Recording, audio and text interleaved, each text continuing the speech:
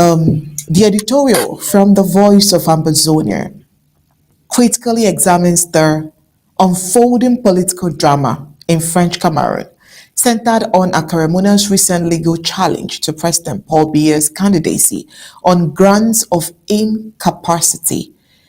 While the move appears bold and constitutional on the surface, the piece argues it is part of a deeper manipulation embedded in Article 128 of French Cameroon's constitution, a clause that allows for a quick secession if a party leader is declared unfit.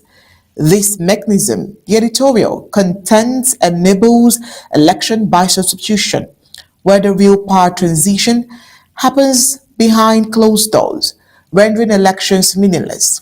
The editorial warns that this is not a moment of democratic reform, but a carefully staged secession plan orchestrated by CPDM elites and their international backers, particularly France.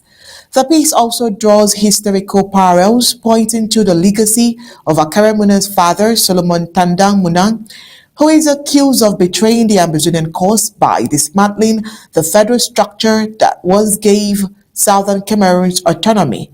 Akare's current role is seen not as a pursuit of justice but as an attempt to reclaim a promised political position long denied to his family. The editorial accuses him of complicity in legitimizing a prearranged political outcome meant to co-opt Ambazonian supporters without delivering true sovereignty. It concludes by reaffirming the Ambazonian stance that no amount of political reshuffling within La Republic de Cameroon can substitute for the independence and freedom they continue to demand. Let's get the audio.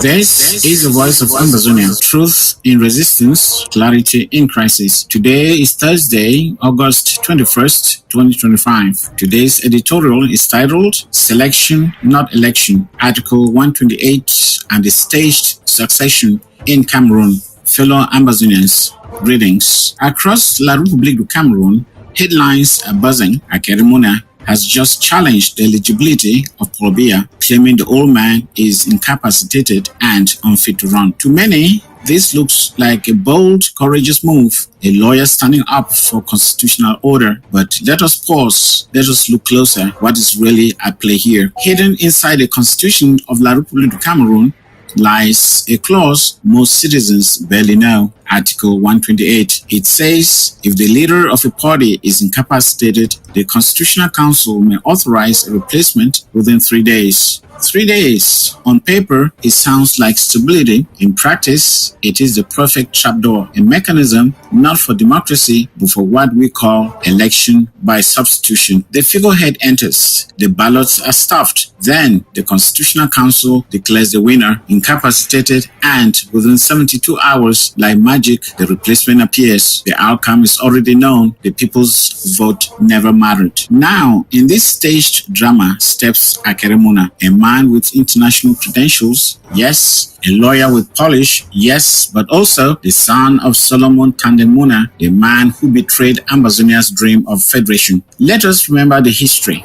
Django Funcha fought to preserve the two-state federation, but Paris and Yaoundé needed an accomplice. They handpicked Solomon Tandemuna, promised him the presidency, and installed him as Speaker of the National Assembly. And what did he do? He dismantled the federal structure. He erased Southern Cameroon's autonomy. He delivered our people into annexation. The presidency he was promised never came. He was used, then discarded. That betrayal remains a scar in our history. And now his son, Akere, steps forward, positioning himself for the vice presidency.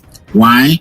Because the reward that was denied his father is now being dangled before him. The betrayal that was never recompensed is now dressed up as an inheritance. The question now is, why now? If Akere truly believed in constitutional accountability, why has he never spoken before? For decades, the country has been mismanaged. Corruption has swallowed resources. Soldiers have slaughtered innocents. The economy has collapsed. But none of this provoked Akere to act. Only now, at election time, Does he discover Bia's incapacity? How convenient. Fellow Ambazonians, the president of our government, Dr. Samuel Ikamusako, has already exposed this farce. In a recent televised interview, he declared, "This is not election in La République du Cameroon, it is selection. The ballot boxes have already been stuffed. The winner is already known. Now comes the staging, and then the international observers will tell us the truth." Sako's words ring with clarity. What is unfolding is not democracy, it is theater, a drama where the actors are known, the script is written, and the ending is guaranteed. Some argue that Akere Muna is a reformist, that he is taking a brave stand, but many see him for what he is, another Muna, recruited to cover up a pre-arranged succession. France and the CPDM elites know exactly what they are doing.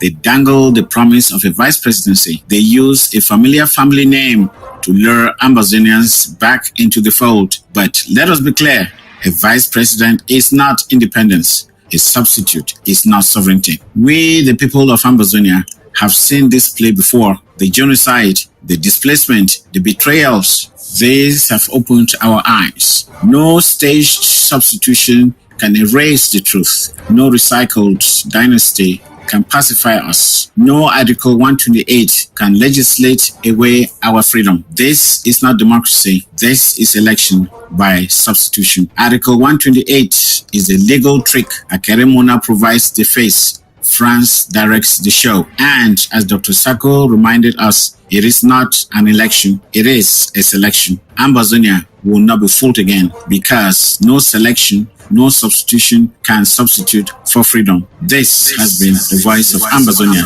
Truth in resistance, clarity in crisis.